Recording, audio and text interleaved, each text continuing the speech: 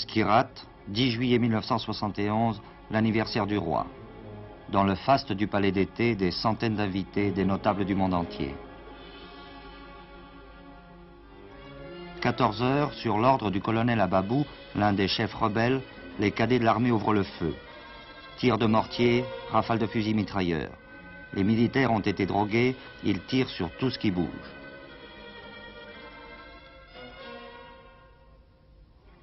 L'attentat de Skirat aura fait plus de 100 morts et 150 blessés. Hassan II en réchappera.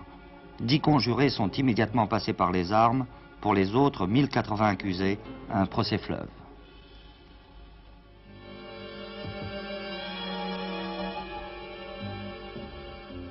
« 16 août 1972, aéroport de Rabat-Salé. Les chasseurs F-5 attaquent le Boeing Royal qui revient de France. Instigateur du complot, le général Oufkir, son suicide est annoncé quelques heures plus tard. Bilan de l'attentat, 13 morts, 50 blessés. 13 janvier dernier, 11 officiers et sous-officiers sont exécutés. Pour aucun des condamnés à mort, le roi n'a usé de son droit de grâce. Nous n'avons rien à regretter, dira-t-il, des décisions que nous avons prises sciemment et consciemment. Sire, ceux qui vous entourent disent que vous avez un sens très profond de l'amitié, et pourtant vous avez été souvent déçu, trompé, trahi même. Et là je pense au général Medbou, au général Oufkir, le responsable de Skirat ou de l'attentat du Boeing. Vous savez, comment expliquez-vous ces trahisons? Vous savez, il est déjà tellement difficile d'expliquer ce qui se passe en soi qu'il serait prétentieux de décrire ce qui peut se passer dans l'esprit d'autres personnes, d'autant qu'il y a certains noms dont je préfère ne pas parler. L'amitié est une chose nécessaire. Un homme qui n'a pas d'amis n'est pas un homme. Et je préfère encore, personnellement, être victime d'une amitié plutôt que d'être l'assassin d'une amitié. Je préfère que... Je ne dis pas que ce soit du masochisme, mais je préfère qu'il soit dit que j'ai été trahi plutôt qu'il soit dit que j'ai trahi une amitié. Je sens personnellement que je ne suis pas moi-même dans un certain nombre d'interviews que j'ai accordées depuis 1 an ou 2 ans. Je ne suis pas moi-même parce que j'ai l'impression, vraie ou fausse, que il y a une sorte de curiosité un petit peu morbide, comme celle de ceux qui vont au cirque, pour voir un petit peu de près ce phénomène qui a échappé 2 fois d'une façon miraculeuse à ce que les ordinateurs auraient barré d'un seul coup. J'ai horreur d'être la vedette, j'ai horreur d'être interviewé, j'ai horreur d'être sollicité parce qu'il y a un événement qui amène la curiosité des gens. Étant personnellement très respectueux de la vie des autres, je n'aime pas le côté exhibitionniste. D'autres auraient tout fait au lendemain de ce qui leur est arrivé pour payer les gens et qu'ils viennent le voir. Je peux vous assurer que j'ai été personnellement tellement déçu par certaines presses que je suis prêt à payer pour que personne ne vienne plus me voir. Car j'estime que dans ma situation, je peux faire comme juge sur mes actes et non pas sur un contexte qui est complètement troublé, falsifié, de bonne ou de mauvaise foi. C'est le représentant de la radio et de la télévision égyptienne qui pose une question. Je vais la lui poser en arabe, mais avant de la lui poser, je la poserai en français. Comment se fait-il que seul le président Anwar Sadat n'ait pas envoyé un télégramme ou un message? Quand vous m'aurez répondu à ma question, je répondrai à la vôtre. Asseyez-vous.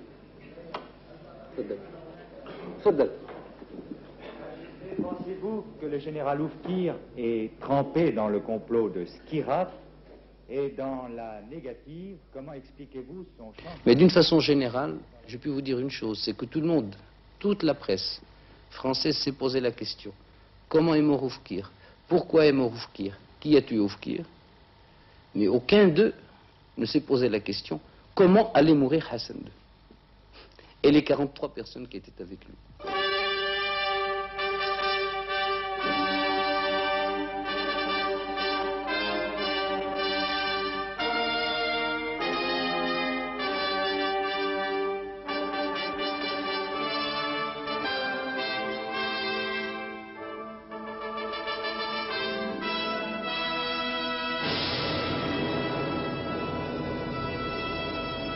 Hassan II a survécu aux attentats et, avec lui, les traditions de la dynastie alaouite.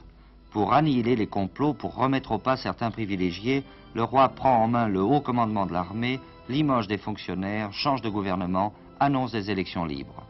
Hassan II veut démocratiser la monarchie, mais il a fort à faire avec les hommes et les institutions établies depuis l'indépendance. Le roi veut tout voir, tout comprendre, tout analyser.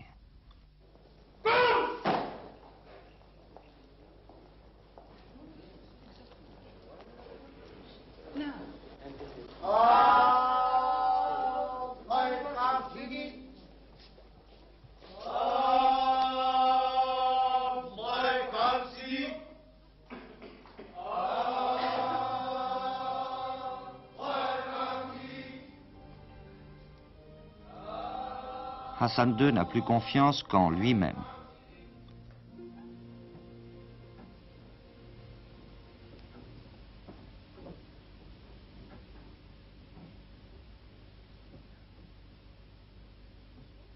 N'y a-t-il pas, au fond, un sentiment d'une certaine solitude chez vous?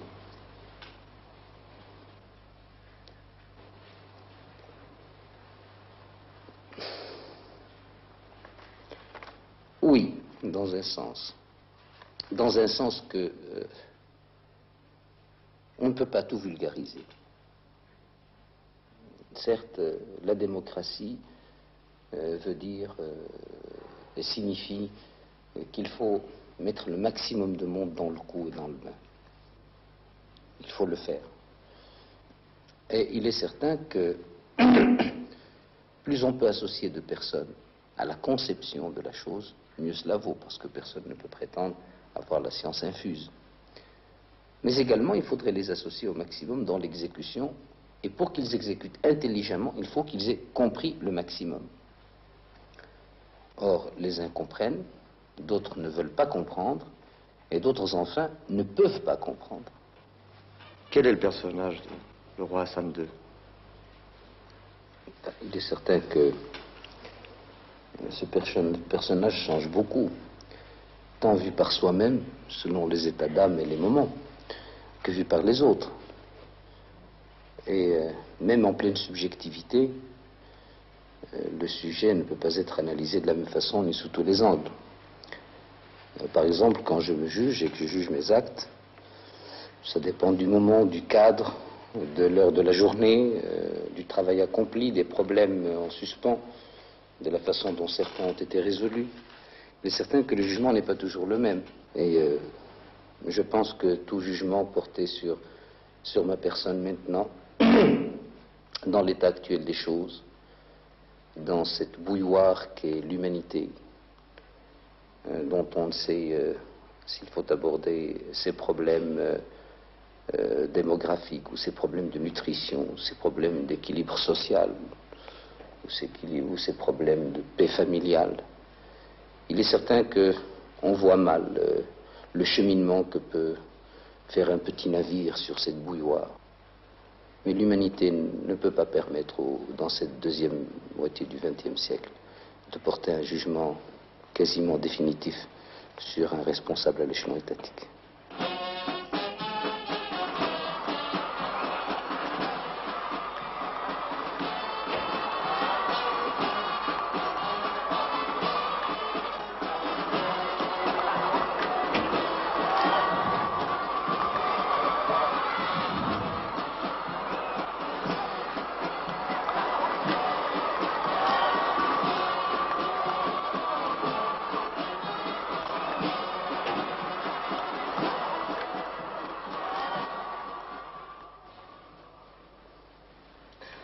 Vous êtes partisan d'être toujours au milieu de votre peuple? Vous savez, ce contact constant, cette sensation de n'être qu'un, c'est la seule raison parfois, au milieu des grandes tempêtes et des injustices, c'est certainement la seule et unique raison qui fait que l'on veut encore rester là où on est. S'il n'y avait pas cela, j'estime que tout homme peut vivre n'importe où, n'importe comment. Toute personne qui peut avoir le courage de sa reconversion peut se reconvertir facilement. Donc je ne me sens pas condamné, de par mes habitudes ou de par mes goûts, à vivre comme je vis. Je pourrais parfaitement vivre autrement. Mais ce qui me maintient là où je suis, c'est parce que je sens que je suis utile à mon peuple. Peut-être pas autant que je le voudrais, peut-être pas autant que certains le souhaiteraient, peut-être pas de la manière dont certains le voudraient, peut-être en n'ayant pas les moyens que je voudrais avoir, ou que je souhaiterais avoir, mais compte tenu de ce qu'on est, de ce que l'on a, eh bien, disons que nous faisons au mieux. Pouvons-nous aborder les problèmes politiques? Allez-y. Il y a tout de même quelque chose de changé aujourd'hui dans la situation politique au Maroc. C'est que vos propositions d'ouverture aux partis politiques d'opposition est une formule un peu nouvelle. Non.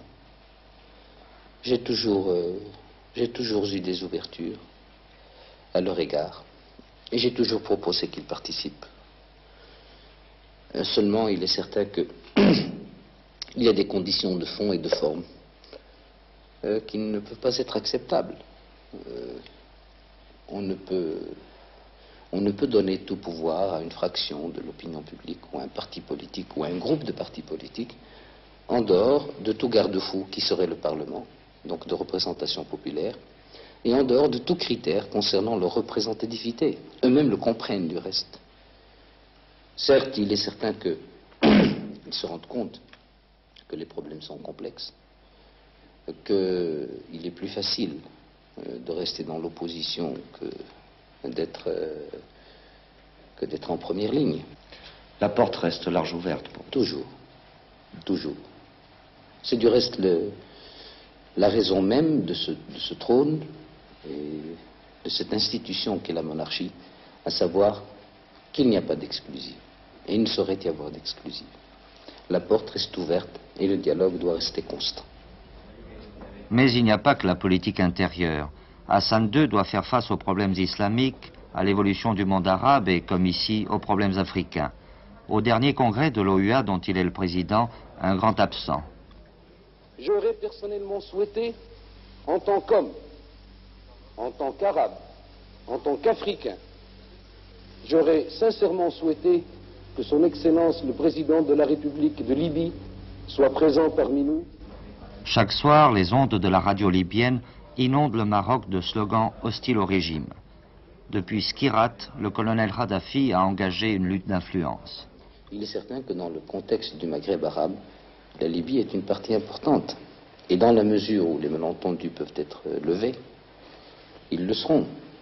Étant entendu que pour moi, ça ne peut être que des malentendus, car je ne me vois pas demain me promulguant chef de l'État libyen, et ni ne voyant le colonel Kadhafi se promulguant roi du Maroc ou président d'une république marocaine. Enfin, ce serait le non-sens. Donc, tout ça ne rime à rien et n'a aucune finalité.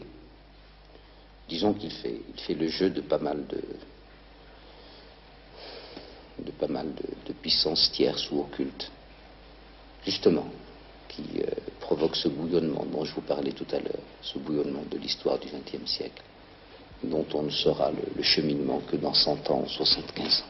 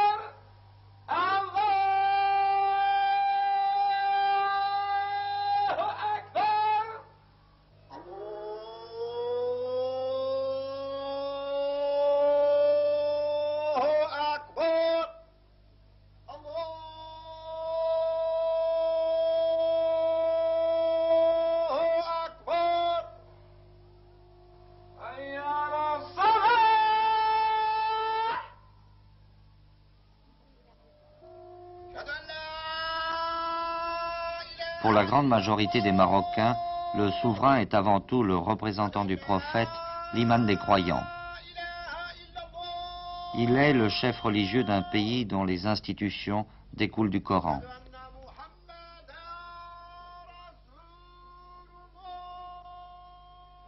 Si c'était à refaire, sire, est-ce que vous choisiriez d'être roi, de faire ce métier de roi? En réalité, je ne l'ai pas choisi, dans ce sens que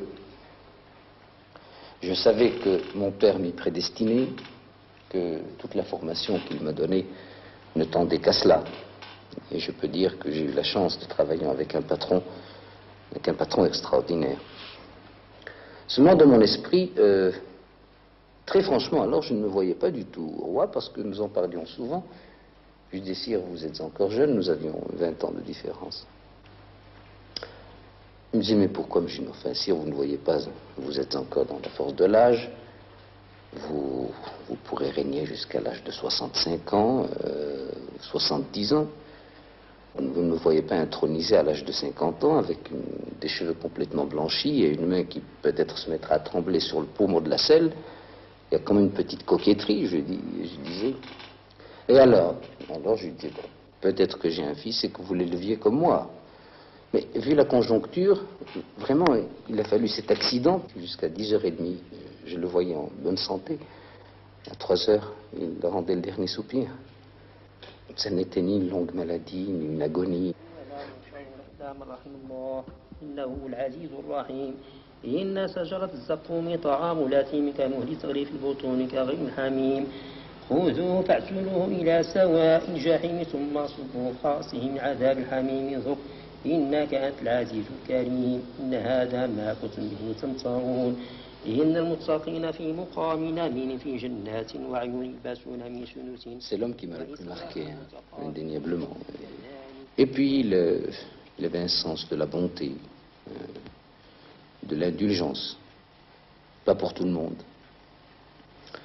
Pour moi, par exemple, il s'est montré rarement indulgent. Est-ce que vous avez hérité de cet esprit d'indulgence? Et est-ce que vous avez le sens du pardon, par exemple? Le sens du pardon est une chose. Et, si vous voulez, la recherche de la motivation en est une autre. Rechercher la motivation est une sorte de psychanalyse. Alors, dans les actes des hommes, on recherche toujours qu'est-ce qui a pu les pousser à demander, à réclamer, à faire ou à ne pas faire. Il est certain que cette recherche est une indulgence, dans ce sens que c'est le check-up de l'action humaine qui vous permet de savoir, est-ce vous qui vous êtes trompé? Est-ce vos paroles qui ont été mal interprétées ou mal exprimées par vous-même? Ou est-ce vraiment de la mauvaise volonté de l'autre côté? Ça, c'est très important. Ce qui permet donc de rectifier le tir à tout moment. Le pardon est autre chose.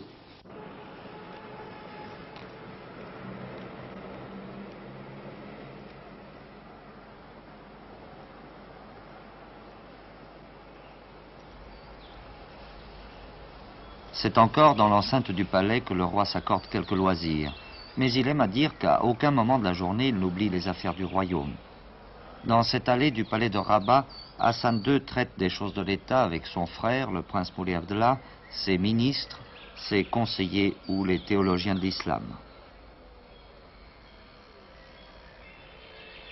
Les gardes du corps ne se montrent pas, mais ils sont partout. En général, je commence ma journée assez tôt, à partir de 9h15, 9h30. Je commence à travailler pendant mon petit déjeuner. Et par la suite, vers les 10h30, je prends un exercice physique quelconque. Quand je peux monter à cheval, je monte à cheval. Quand je ne peux pas, je joue au golf. Toujours dans l'enceinte du palais, voici le golf royal. C'est un privilège que d'assister à la partie du roi. Derrière Sa Majesté, un cortège de familiers, un ambassadeur, des aides de camp, un ou plusieurs ministres, des cadets, des policiers en civil, et puis cette voiture pour les premiers secours.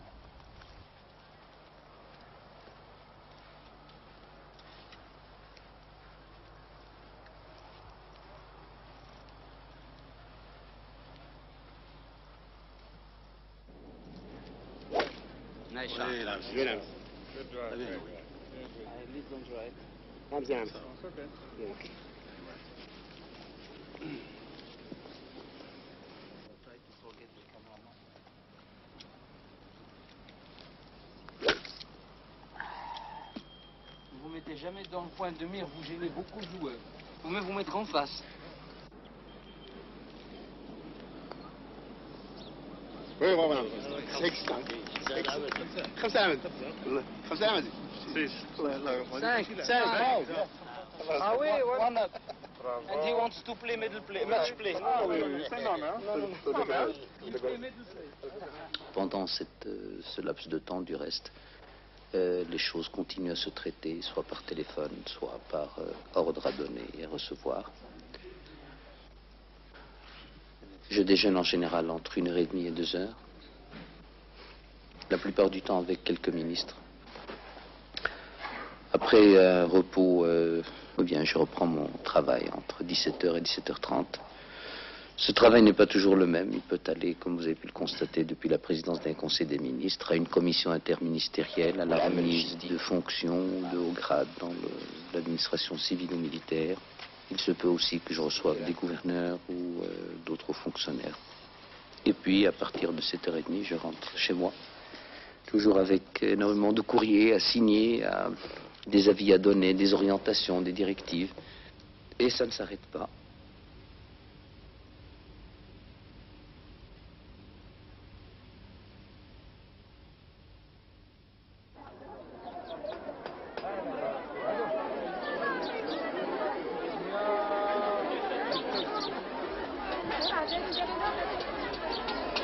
Dans ce royaume qui compte 16 millions de sujets, parmi les préoccupations essentielles, le salaire et l'emploi.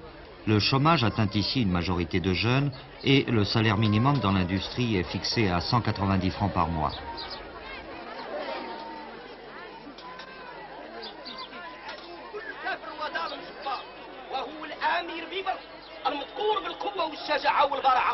وهكذا أولاد المسلمين المكتوب عليهم لا إله إلا الله محمد رسول الله خرزات أهل الشام خرزات الشرفاء والنقيب الأشراف ما هو إلا بين يديهم وخرزات العلماء وكذلك قاضي المسلمين ما هو إلا بين يديهم وخرزات سعيد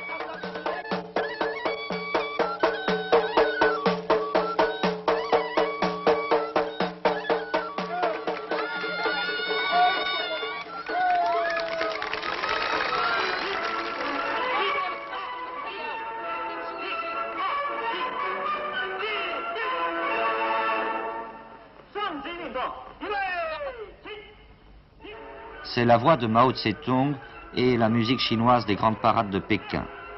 Ainsi, à l'âge de 9 ans, le petit prince héritier Sidi Mohamed est éduqué avec son frère et ses 3 sœurs dans une école spécialement construite pour eux dans l'enceinte du palais de Rabat.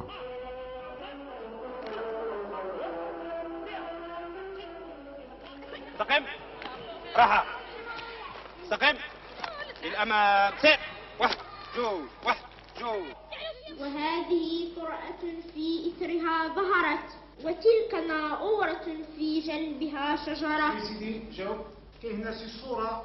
Les camarades de classe sont triés sur le volet les meilleurs élèves des écoles communales ou des orphelins de l'attentat de Skirat.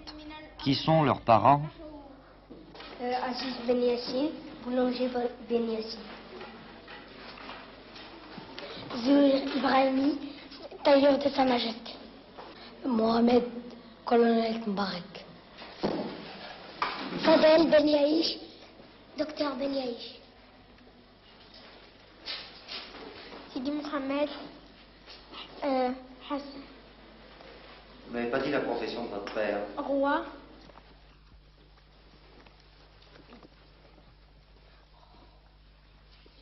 Majesté, est-ce que vous êtes un père sévère pour vos enfants, autoritaire? Il le faut bien parce que très peu de personnes le sont pour eux. Et j'estime que la sévérité du père remplace toutes les autres. Car elle se manifeste rarement, mais d'une façon courte. Une sévérité ne doit pas s'exercer longuement à longueur de journée. Mais il doit avoir quand même un certain nombre de feux rouges au cours de la journée. Et seul le père peut donner le feu rouge et mettre vraiment la plaque du sens interdit. Je suis peut-être très vieux jeu sur le plan de l'éducation, mais j'ai été élevé comme ça et je compte les élever comme j'ai été élevé moi-même.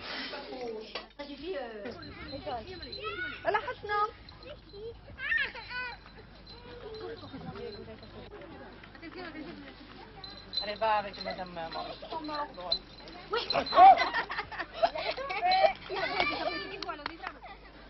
Est-ce que vous êtes un homme heureux?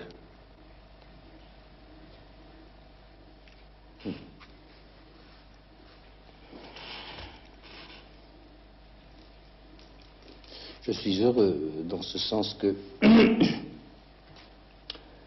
quand je fais le bilan de ma vie, dans tout bilan il y a la colonne positive, la colonne négative, et à partir du moment où le crédit est plus que le débit, on peut être heureux et ça peut vous encourager à continuer. Je suis heureux parce que je remercie Dieu de m'avoir donné une belle famille que j'essaie d'élever, d'éduquer dans les principes de notre religion, de notre langue et de notre civilisation. Je suis heureux parce que j'ai la conviction que, dans la mesure où je le peux, je n'ai fait que du bien autour de moi et que je n'ai pas fait de mal ni de tort à personne. Je suis heureux enfin parce que je me sens au milieu de mon peuple, pour citer Mao, comme le poisson dans l'eau. Enfin, j'estime qu'un homme, pour être heureux dans la vie, il lui suffit de dire, je m'excuse du terme, mais il est courant, je n'ai pas raté mon affaire.